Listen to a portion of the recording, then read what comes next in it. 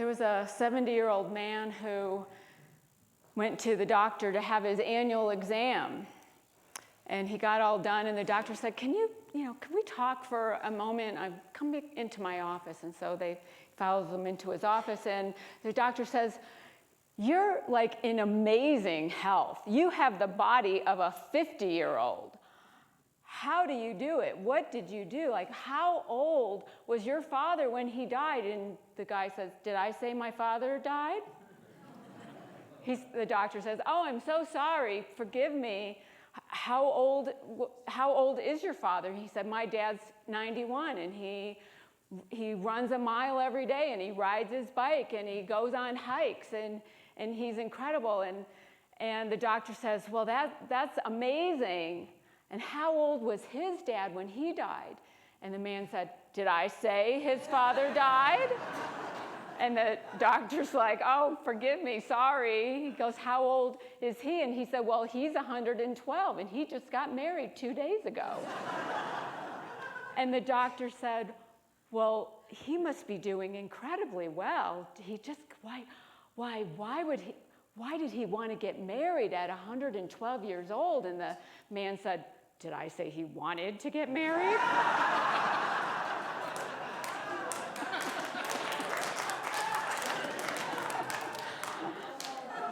I love that story because we're talking about savoring uncertainty, and certainly this doctor wanted to know, right? He thought that he had the answers. Instead of asking more questions, he was all about being certain.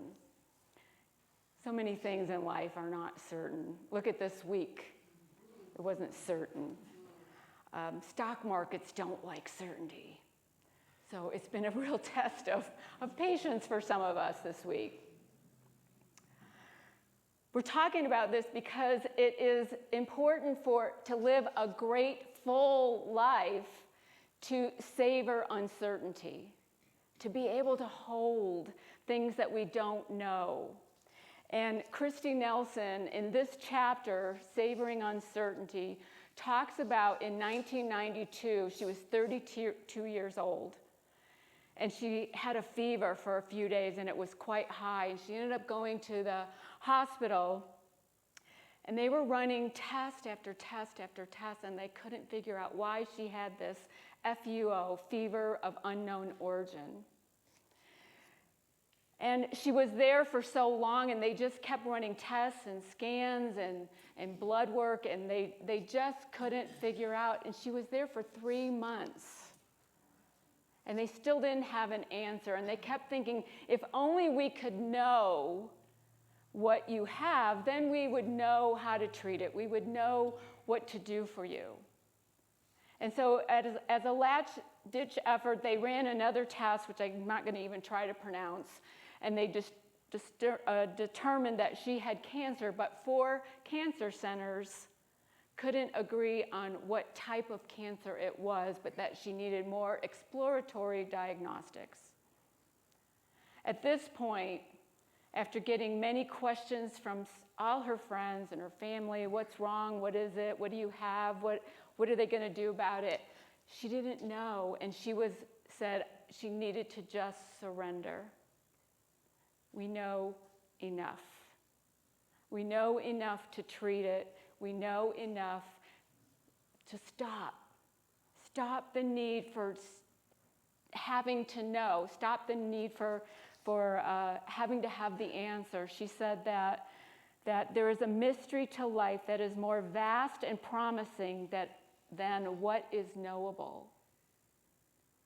And she didn't know what that mystery was, but she knew that it was holding her. It was holding her. And so we're talking about savoring uncertainty. This is an extreme case of having to savor uncertainty in your human life. So many of us don't like uncertainty. We don't like not knowing. And having AI and having the internet at our fingertips, we don't even have to type. We can just ask a question, and somehow Alexa knows the answer before you even ask, and she's blurting out answers. But there's so much information Information overload often. Many of us feel an information overload that's just too much. There's 90% of all the data that we have today was learned in the last 2 years. And it just keeps growing. We want to know, we want to have answers, and yet there's so many things that we don't know and we can't possibly know. And those are the mysteries of life, the mysteries of why we're here, of what we're doing, so many things. And if we can just hold them, instead of having to find the answer, we can live a more grateful life, a greater, fuller life. Because uncertainties bring their own blessings. It doesn't feel like it sometimes. It feels like, and it depends on what you think about uncertainty. So in Unity, we say that our thoughts and our beliefs and our emotions create our experience of life. If our thought about uncertainty is that it's bad and we have to know, or we're just not going to be able to survive, then of course we're going to have an experience of life in uncertain times that is not the most joyful it could be. And if we can hold uncertainty with that it brings us a blessing, and it brings us lessons, and it brings us joy, then we're going to have a different experience. It's up to us on how we look at it. Many people in the Bible, especially in the Hebrew scriptures, were called to do something. They had no idea how it was going to unfold. We have Abraham, we have Moses, we have Isaac, we have David. And in the Christian scriptures, all the apostles who didn't know up until the end what they were really doing, what Jesus' mission really was. There's no guarantees in life. But we want them. And we want assurances. Today, the daily word was assurance. Kind of funny that it was assurance. That's a different kind of assurance. Assurance in who we are as spiritual beings. But we're talking about certainties in the world. And we don't have them. And it frustrates us. Brother David Steindl-Rast calls faith courageous trust. We have to have courageous trust that life is unfolding as it ought, that life is unfolding for our highest good. Do we really believe that? Is life really unfolding for our highest good? I believe it.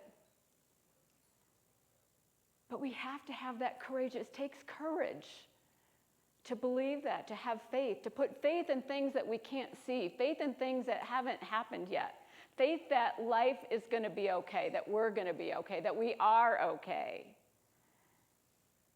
And that's one of Unity's 12 powers, is the power of faith, our power to believe, our power to trust. But where are we putting our faith? Are we putting our faith in the world? In the events that we're seeing? Are we putting our faith in things going on outside of us? Are we putting our faith in our own inner knowing, our own inner convictions, our own inner spiritual essence that knows only love? It's a choice we get to make, where we're going to put our trust, what we're going to believe in, where we're going to put our faith. And the uncertainties of the world challenge us.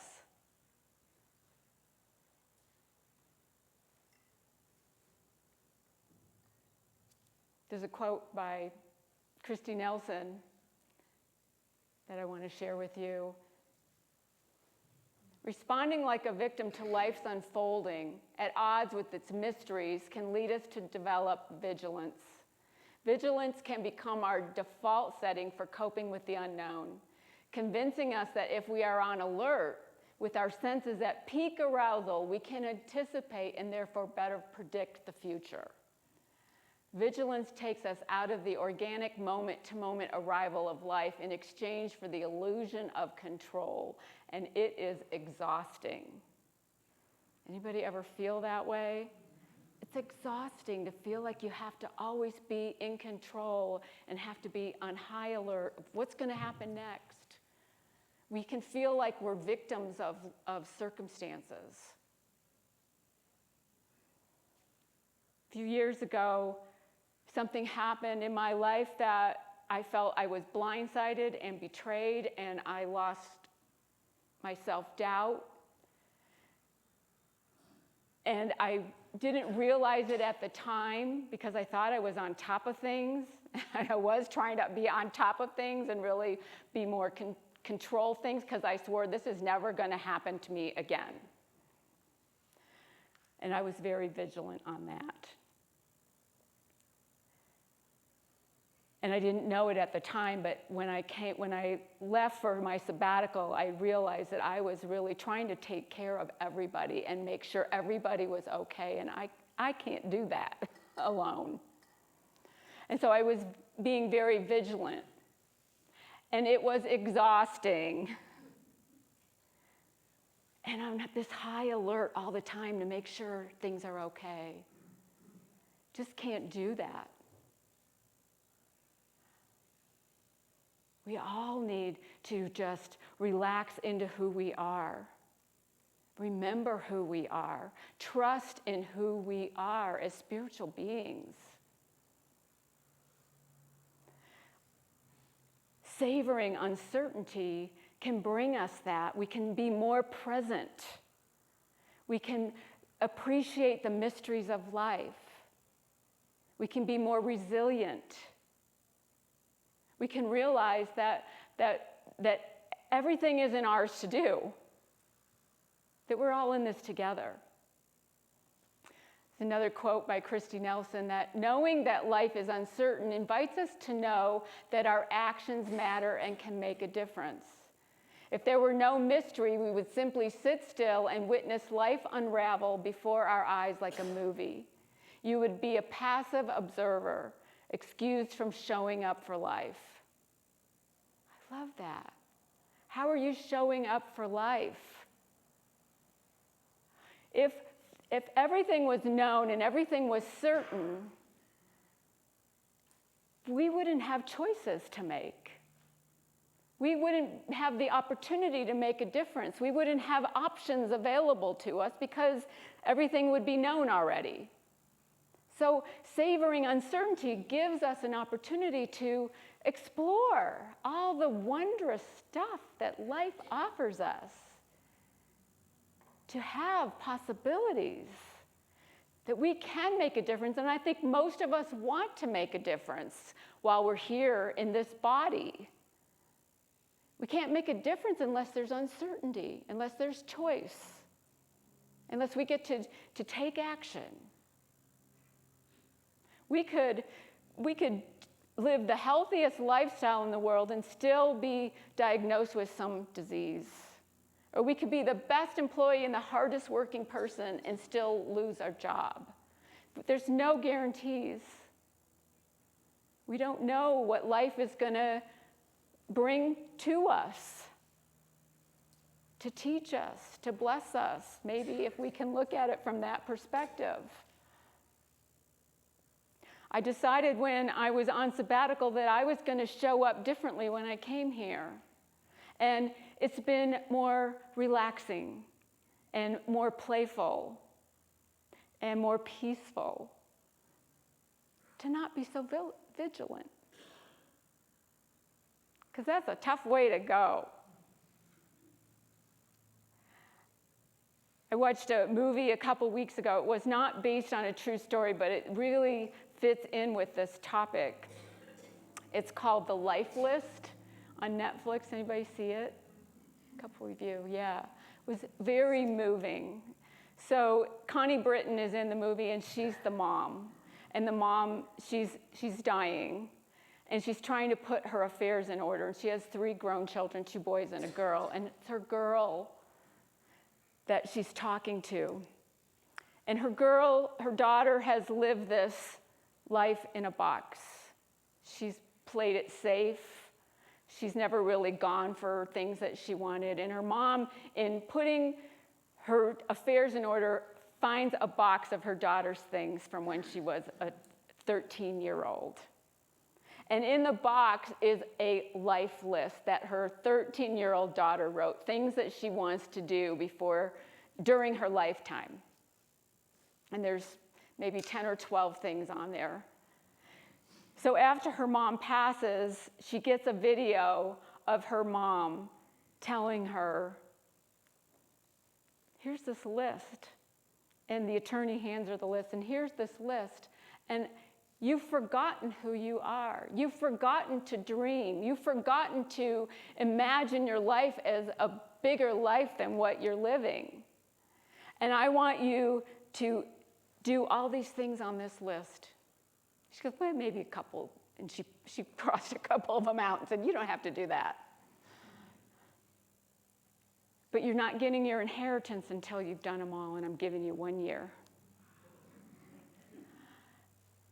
She said, because I love you, and because I see that you've been living your life from this safe place, I want you to live a bigger, fuller, freer life.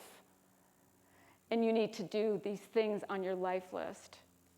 Or make a new list, make a new agreement with yourself on how you want your life to be. And the daughter at first doesn't want to do any of them, but she starts with one and realizes whenever she checks one off the list with the attorney, the executor, she gets another DVD of her mom talking to her. And so we go through the whole story of her checking these things off the list, and we see her blossoming into living a life that she loves, stepping out of her comfort zone, not worrying about playing it safe, not worrying about how is this going to unfold if I do this. So many uncertainties, which she was doing, living her life with certainties, living her life with just her comfort zone. And so many of us do that, right? Because there's no guarantees in life, so better to stay with what you know than boldly go outside the box. A lot of us feel that way. Maybe not here in Unity, because we know better. But it's a beautiful story about stepping out, about embracing or savoring the uncertainty that's going to come as she does all these things on her life list. It's a great practice, I think, for all of us if we had a life list. What things are you still wanting to do or be in your life? And do them. And don't be afraid to do them. Because life is calling you, because those desires, those little sparks, those things that are wanting to come forth from you, that's spirit saying yes. Saying yes. I think I have another quote. Imagine how our lives would shrink if everything unfolded exactly as we expected.